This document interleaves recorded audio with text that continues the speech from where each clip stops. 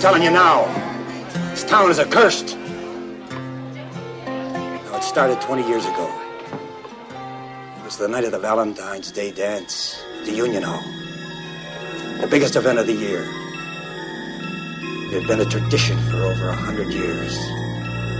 Everybody was there except for 7 miners who were out at the Hanniger mine.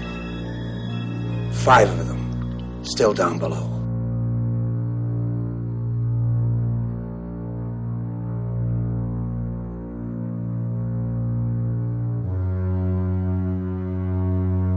Welcome back to the Happy Horrors Podcast, where we review horror movies and horror franchises. I'm Mark. I'm Tuan. I'm Elion. And today we're reviewing My Bloody Valentine, released in 1981, screenplay by John Beard and directed by George Monaco. Elion, can you give the people the plot summary? Valentine's Day is coming around, and the young people of the small mining town of Valentine's Bluffs are organizing a party. A few decades earlier, an explosion at the mine trapped 6 miners underground. One, Harry Warden, survived, though in a deranged state. Warden is sent to a mental hospital but escapes and murders those who dreams responsible for the mine accident. Now people are being brutally murdered again, and the townsfolk suspect that it's the work of Harry Warden. So here we are, reviewing My Bloody Valentine, because this episode comes out on Valentine's Day. So, being in the spirit, we decided to review this movie. I've seen the movie before, like once or twice before. This is one of the few movies where I 100% believed it needed a remake, and we'll review the remake at some point. But this movie is Canadian, and it's old. It is interesting. What about you, Eliana? What are your thoughts on the movie? Well, this was actually my first time watching this. I've heard of the remake. I didn't know it was a remake, but I've never watched either one. So like just watching it was actually not that bad. I'm not really like I understand we watch old films as well, but and sometimes it's not the best for me just because I'm kind of fresh to everything. But I will admit this one so far I really enjoyed the most. Yeah, so this was the first time that I seen this one, the original. I have seen the remake, the My Blade Valentine 3D. So I had seen that before, Oh, it was in but I never 3D. went back to yeah. So I never went back to watch this one. Also, because I saw that one around. I think I saw the remake when around the time it came out. So I was definitely not interested in watching this movie at that time. But this was okay. Um, there was definitely a lot of downtime in here where in some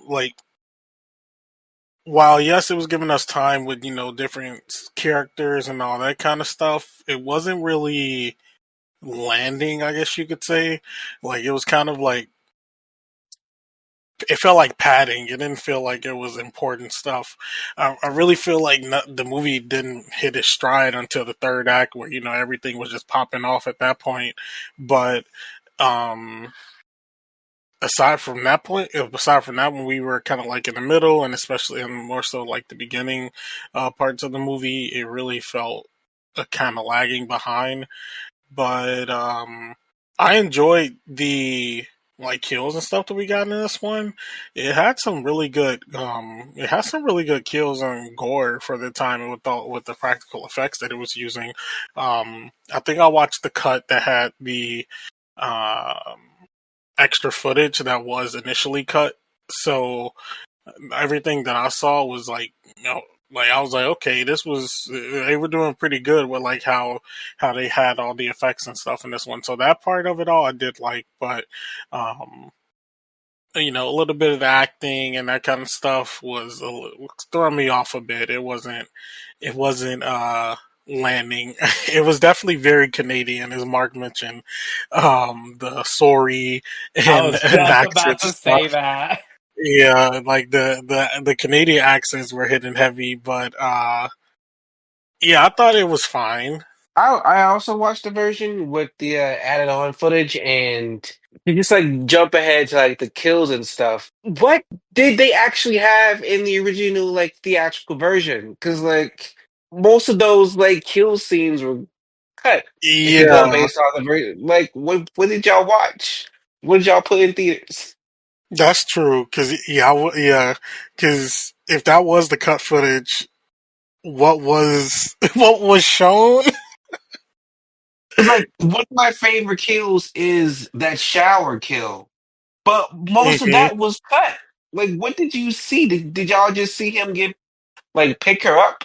Because he picks her up and then he puts her head through like the shower rod. Because later on, when he's like stalking her boyfriend, the water's coming through her mouth, Yeah. and you didn't see any of that on.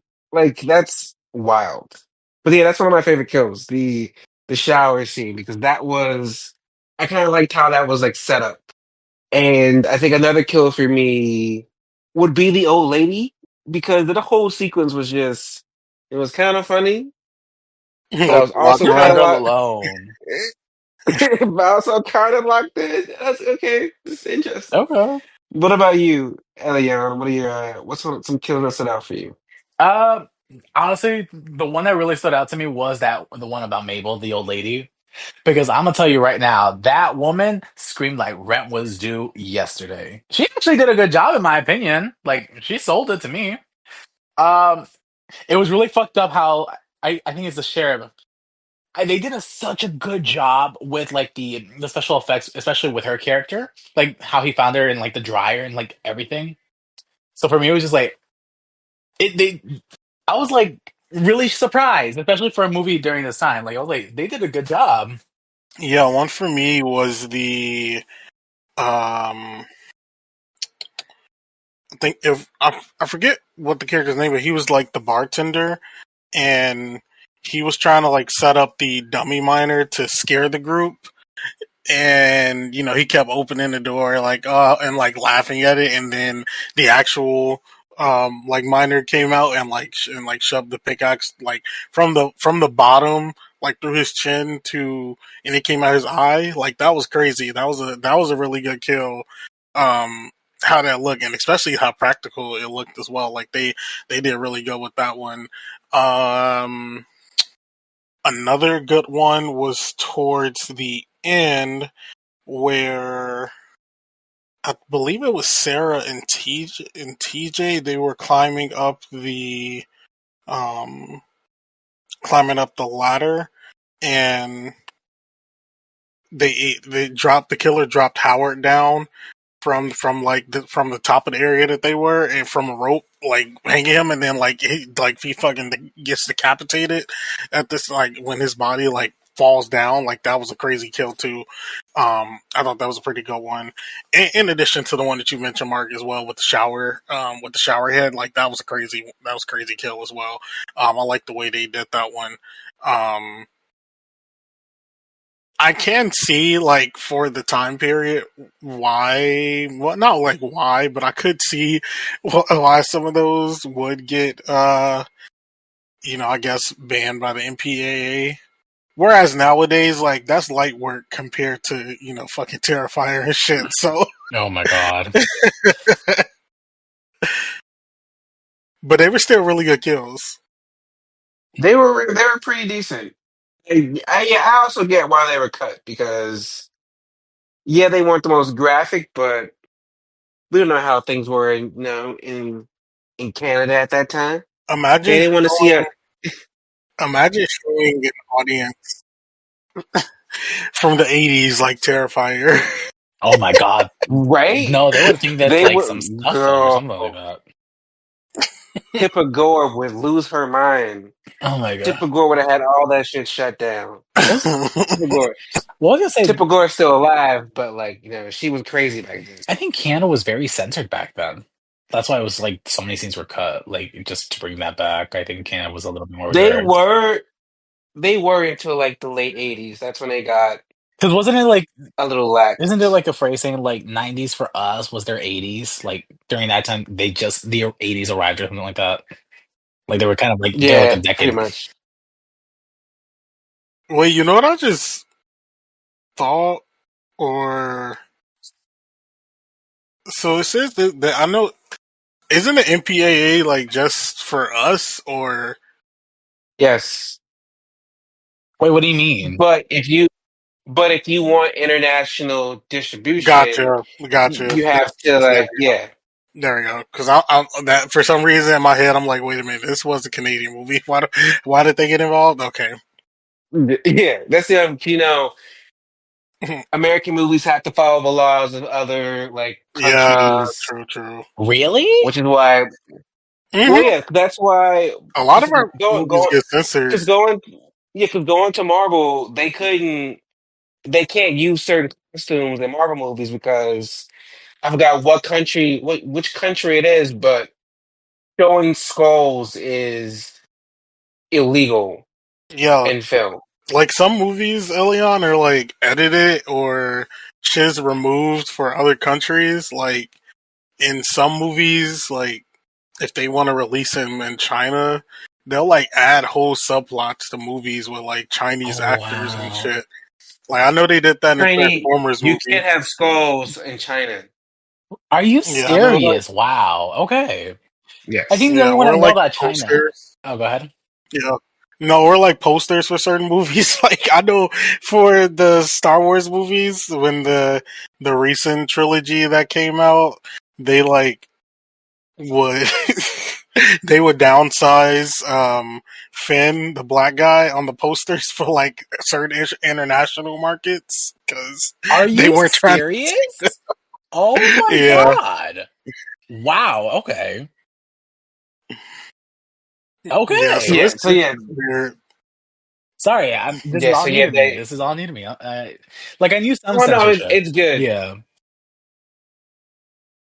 Like Yeah, every country has their different things they need to censor. yeah, because It's only like it's only places like the UK where it's like just put the shit on screen. We don't even care. I wow. Yeah, mean, they be full frontality on their TV shows, so they're not that censored over there in the UK. But every country is different. Yeah, because yep. I don't know if it's China. Like, please do not quote me on this at all.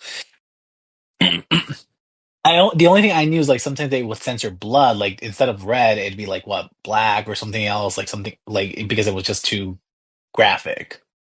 That's all I know, to be fair. But I don't know if it's China or not. I just know I know that part of the aspect. Yeah, certain anime does that. They'll do that with blood. They'll change it a different color. Um, I don't know if that's as a thing these days though. Right, right. Mm. Yeah, no, I think they're good these days. But let's go to scenes. Were there any scenes that stood out for you guys? Good, bad, or indifferent? Hmm. Honestly, there weren't really like any intriguing scenes to me outside. Well, okay, maybe if I just had to say in general, the every all the sequence of them all being in the like the mine shops, like near the end, like this that as a set piece for like the ending of a horror movie um is like a good like set piece area because it's so much that could go wrong there, and it also is just creepy. Like I've never been in a mine shop, but seeing pictures of mine shops and stuff, I'm not trying to be down there. And you tell me on top of it, now we down here and it's a killer too. Like no, I'm good. Mm-hmm.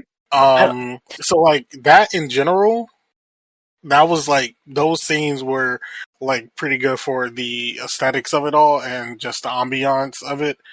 Um, if I had to comment on one particular scene, it was after they like the miners were um, finishing up their jobs like near the beginning, and they had their showers. After they took their shower, so they were all like getting to their cars, and it played like this really goofy music while they were all getting to their cars and oh my everything. Okay, god. that took me out. That took me out. I was like, what is I this? swear it was. I don't know. It was giving like Three Stooges energy, like with the music.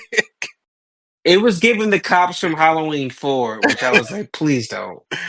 Like it was definitely giving like some goofy energy there, but I don't. Like out of everything, that was like the one scene that I remember where I was like, that took me out for a second. I'd say for me, the one scene that stood out for me, because I forgot who the killer was. Um, And I immediately remember who the killer was when he was like, why don't we go move our party down to the mine? Excuse me? People like even if okay, they didn't know people were dying. Cool, fine, cool. Y'all didn't know that, but we let's move the party down to the mine shaft. Now I see, at first I was thinking, there is no way I would have been caught in the fucking mine shaft. But then I was like, if I was trying to hook up with a sneaky link and I couldn't host and they couldn't host, the local mine shaft might see me for like an hour or so. Crazy But work. I've done worse. But I wouldn't just be in the like. Why was the mine shaft his first? Like, let's go with the mine shaft, guys, and nobody hesitated. I don't know. Everybody was like, "We're going to the mine shaft." Woo! Like, are you dumb? Are you stupid? One more scene. Because speaking of the mine shaft, that scene where he's chasing them up a little like the little rail thingy. Hmm. That was a pretty good, decent shot. I enjoyed it. What about you, Elio? We didn't really get that much scenes until like Twan said, just around like the third act. Like everything was nothing was really intriguing, to be honest, in my opinion. Like it was a good film. Like I liked it, but like I said, this was my first time watching this whole thing. So when I was first watching it, I was confused by the opening scene, and not because of anything. It was just like my head went to like I don't know. How did this girl meet this person? X, Y, and Z. I kind of wanted to know what was this like the background of that because I was like, it was just like they were just making out down in the mine, and then she just dies. Like he kills her. I'm trying to figure like that. I was just questioning like the origin for that. I couldn't tell. Like, I get this. Like, obviously, it's a Valentine's. Like, it's a horror Valentine's. So I understand where they were going with the direction of this film, but I was also confused of how like because it was so slow paced in my opinion. Like, I'm like, where's the horror aspect? Because I just felt like it was all romance, and then TJ was pissing me off with like getting jealous that the guy had the girl. I don't remember their names. I'm like, you're the one that left, and then you No, it came was back. Axel. Oh, Axel, there we go. Because I'm like, why are you mad at him? You were the one that left.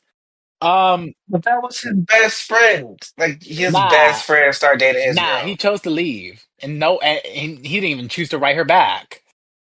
That was that whole fucking little that little monologue they were having right there by the little lake. It's like, why didn't you write me back? I was so I was uninterested dying because I was in that like little this. I was love like, this is triangle. so corny. Like I was. That's what I felt was like. It was just corny, but in a good way. Uh, That's something that I know they bring back in the remake, did it and really? Okay.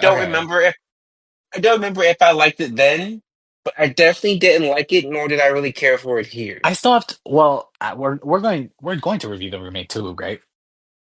Just not just Yes, later on. Okay. Well, that'll be some. next year. Okay. Um, another scene that stood out to me.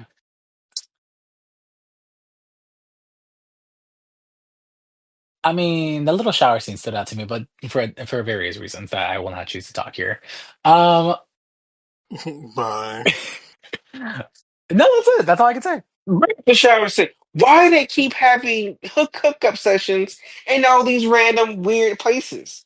Like, why are you why are you down there? It's a small ass town. Where are they gonna They go? they had to go. Like I don't understand. Like we gotta go. Like and I don't know. I don't remember if they ever explained what happened to TJ when he was out in the big city.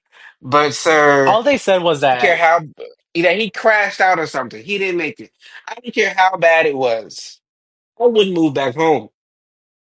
Okay, there are worse fates. I would not have moved back to that small rinky-dink town where there's a local serial killer legend that everybody know about. I would still be struggling in the city trying to find my way through. But to talk about that further, let's move on to characters. We're going to start with the girl in the middle of the love triangle, Sarah. Now, Sarah was very basic, and I didn't get the hype, and they both could have done better. well, But that's just my I think they did a opinion. good job, just because She was it's I. she was just a white woman in a small town. That's all I could say. That's the point. It's like why I thought she was like basic. She ain't got nothing going on in her life. we didn't see enough of her. And when we saw her, she was either with TJ or with Axel, and or being all over or being demanded and barked at by Axel, and then looking all lovey dovey with TJ. And I feel like we never really got to like meet the character on her own. And it was like, why do I care? Like she could have died at the end, and I would have not cared. She was Like so I indecisive. wish her. I wish her friend would have got the pickaxe instead of her, because that's what it was given. Like, I really didn't give a damn. What about you, Tuan? Yeah, I really I didn't have much thoughts on Sarah as well. She she was kind of existing as like a proxy for TJ and Axel to just kind of add to their um add to their story, I guess you could say. But it wasn't really Sarah didn't really have a story of her own. Um and I know you mentioned that they kind of brought this back for the remake. Now, I will say I haven't seen that movie in a while, but I do kind of remember bits and pieces. And Oh, if Sarah's the character that I'm thinking of for the remake, I feel as though she had a bit more to do in that one as opposed to this one. But yeah, in this movie, it really was kind of either her just showing up and she was with Axel, or she was with TJ and there wasn't anything else for her outside of that. So while she was here, her character kind of just existed as like proxy for the guys. Elian, what are your thoughts on the Survivor boy TJ? annoying, irritating. Uh, I'm sorry. I'm still stuck on that fucking like. I get it that they're best friends and all that stuff, but still, it's just like, what can I say about him? To be fair, I don't know what to say. Well, you're right. He was kind of boring, Yeah, he was just there. It was and just like I don't know if it was it's just, the preview my thoughts about Axel. He was all like, everyone was kind of boring. No one really kept my attention. Yeah, I was kind of just moving through the but movie. the thing is, like, I I felt don't that about mostly everybody in that here, and I'm gonna and it and I hate getting to that point with characters because it doesn't let us add anything, especially for you beautiful listeners out there. But at the same time, they weren't giving us anything. And like everybody just was kind of existing for the plot. And yes, we know the characters are existing for the plot because they're in the movie, but not in a good way. Like they didn't feel like characters. They felt like they were just there to get us to point A and point B. like Um, the main characters just felt like side characters. Like we're just like watching like a point of view, and that's how I felt. To be fair, yeah, I guess that's a fair assessment. Nobody was giving main character energy throughout Yeah, the movie.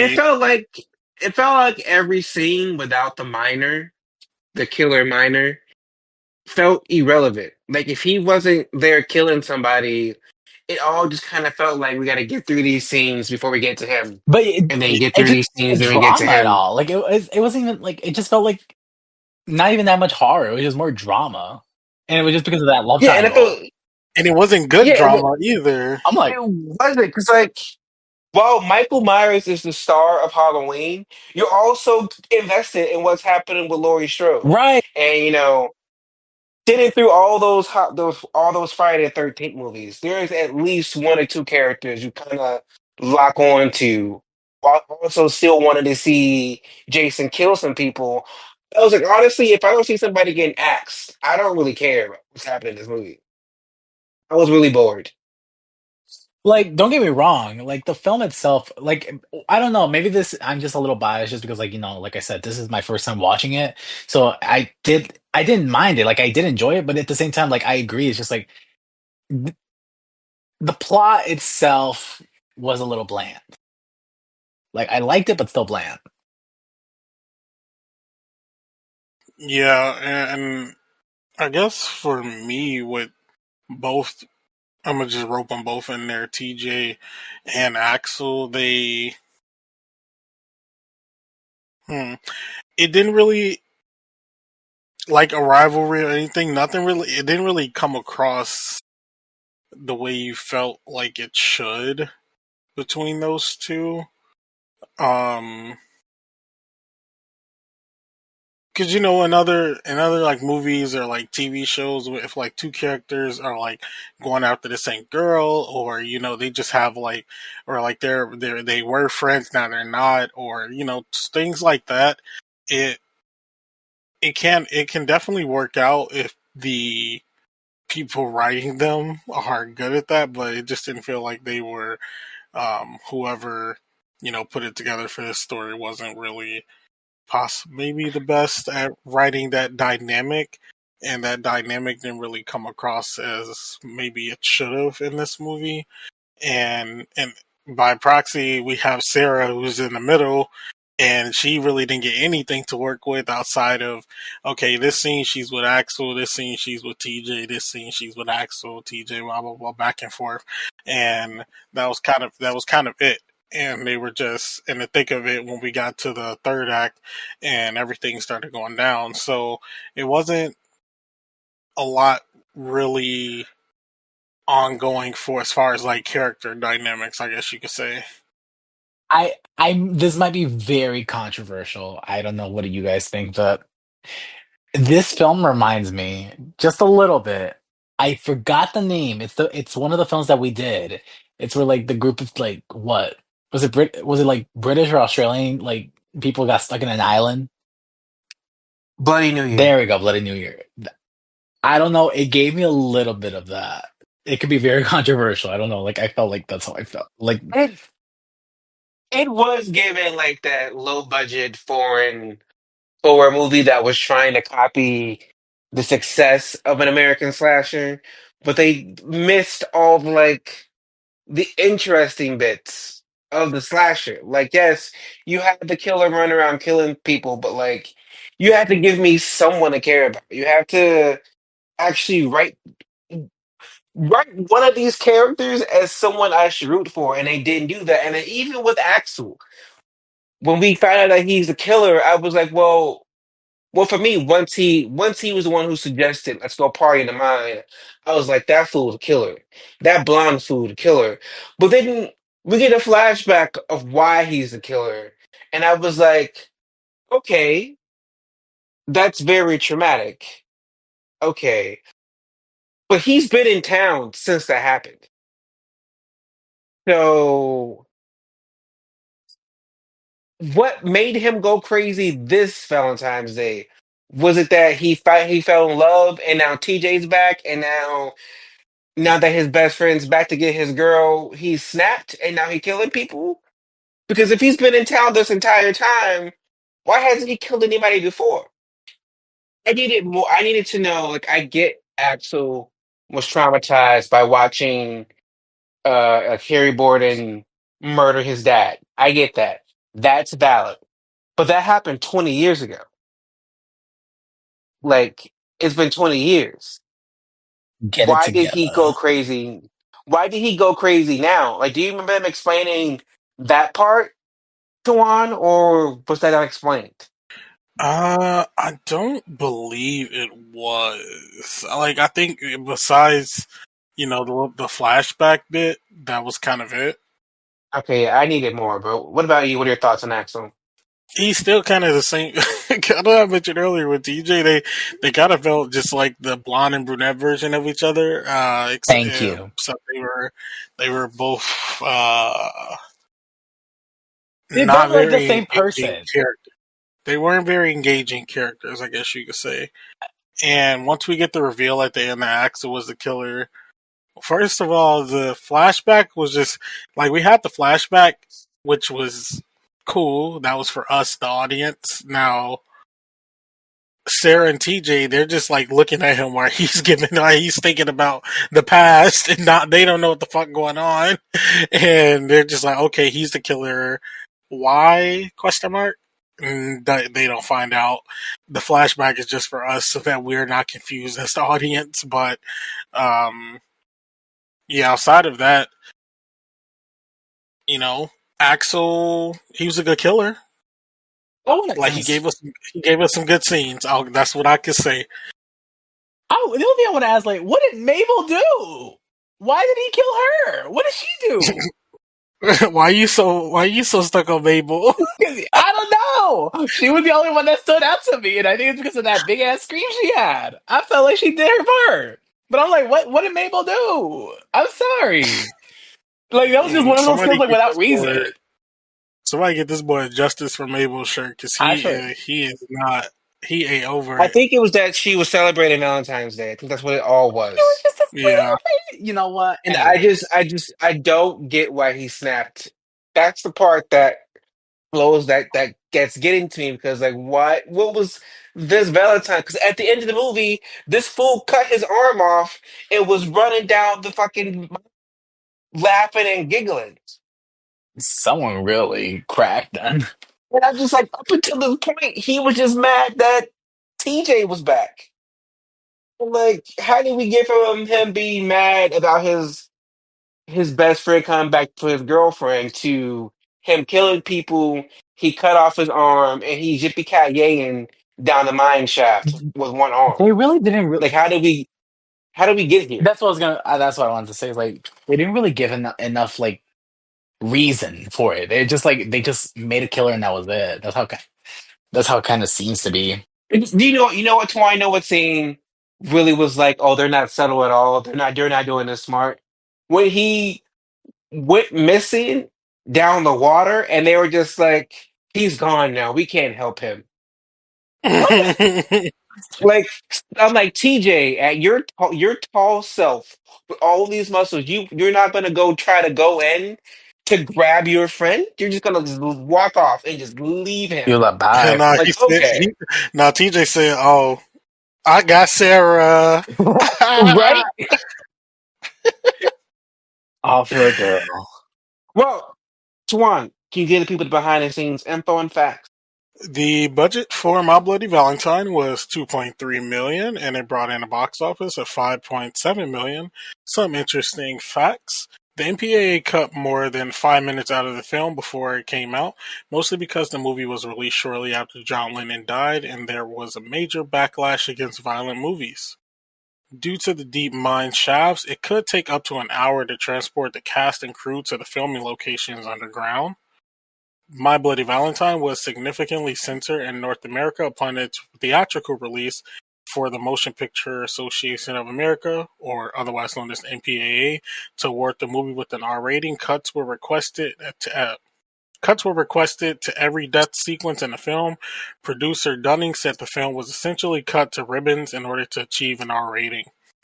One of the makeup designers once shipped the dummy corpse to the set in a coffin, which caused much alarm when it arrived at Canadian Customs. That's Oh funny. God. A remake titled My Bloody Valentine 3D was released in theaters on January 13th, 2009, keeping largely the same character names and plot beats of the original film, and it made heavy use of 3D. Following a 2021 Indiegogo campaign, a fan-made sequel named Valentine Bluffs was released on YouTube on Valentine's Day 2023, taking place 40 years after the events of the original film. TJ and Sarah's estranged child returns to Valentine Bluffs following his mother's death as a new string of murders by a man in a mining suit begin.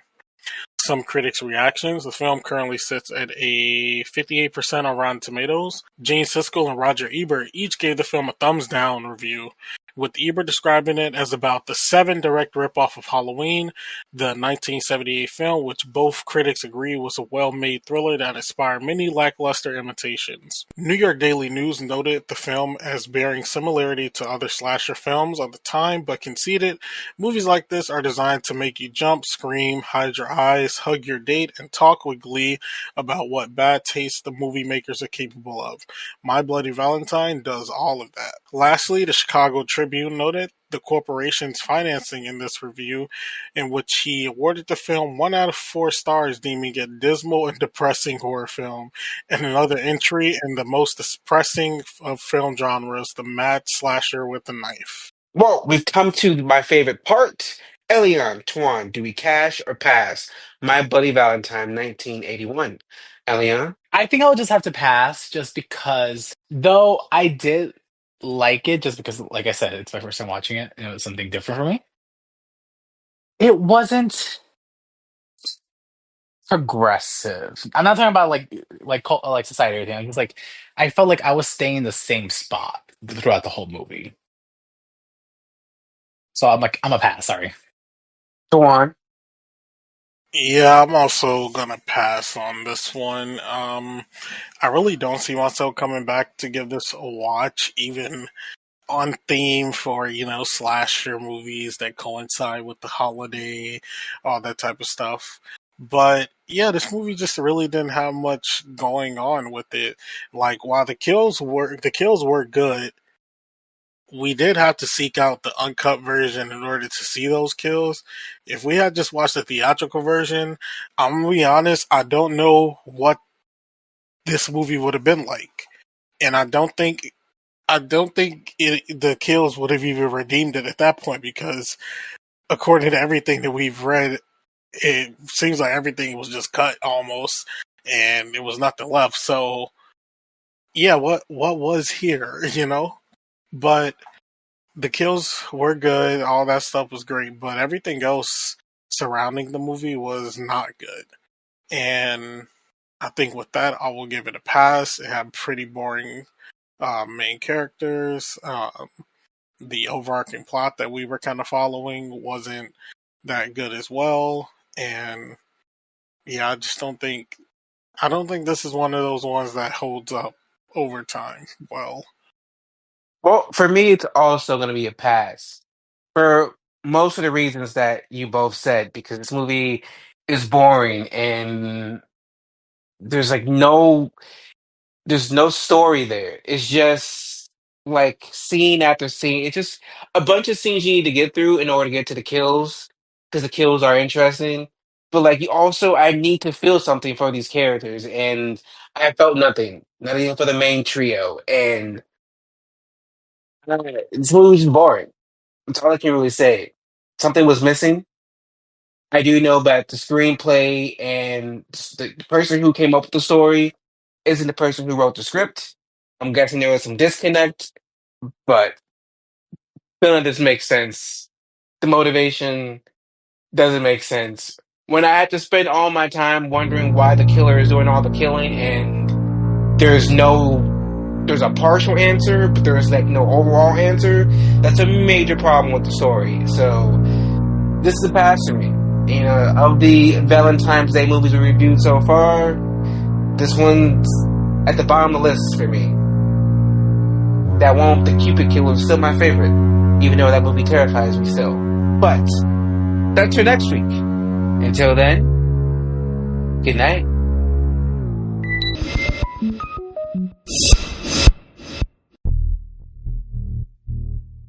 If you like this episode, please be sure to check out some from the Haddonfield Horror Cemetery, where we've covered big franchises such as Friday the 13th, Halloween, and Saw, or one-off reviews like The Blackening or Hereditary. You can follow Haddonfield Horrors on Instagram and TikTok, where the host posts updates and mini reviews. Full episodes are available on several podcasting platforms, including Spotify, as well as YouTube. If you're listening to us on YouTube, please be sure to like and subscribe.